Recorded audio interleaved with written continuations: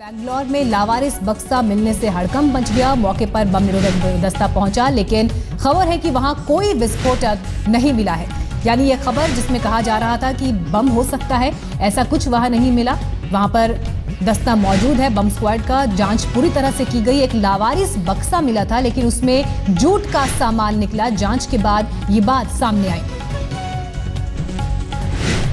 बम निरोधक दस्ता मौके पर मौजूद और वहां पर सघन जांच की गई। इसके बाद खबर मिली थी कि एक लावारिस बैग है, जिसकी वजह से ये आशंका थी कि कहीं इसमें किसी तरह का विस्फोटक तो नहीं। रोहिणी स्वामी हमारी संवाददाता और जानकारी के साथ इस वक्त हमारे साथ जुड़ गई हैं। रोहिणी, क्या कुछ अभी हो रहा है और जांच के बाद क्या सामने आया?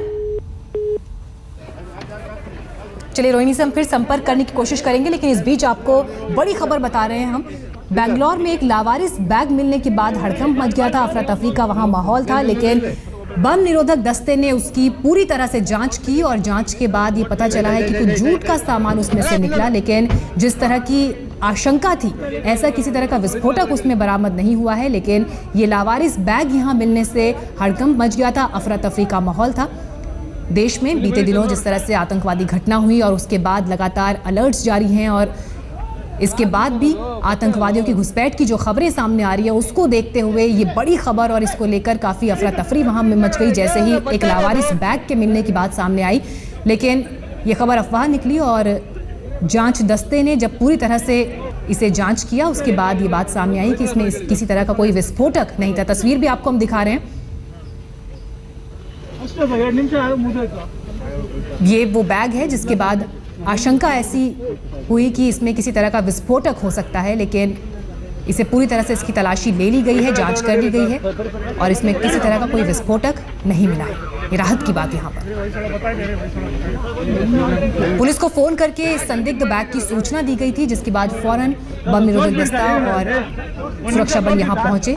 फौरन इसकी जांच की गई, लेकिन जांच के बाद ये सामने आई कि इसमें जूट का कुछ सामान था और किसी तरह का विस्फोटक इससे नहीं मिला है। ये राहत की बात, क्योंकि आशंका वहां पर ये हुई थी। उसके बाद अफरा तफरी भी पूरे वहां पर मच गई, जैसा कि तस्वीरों में भी आप देख रहे हैं।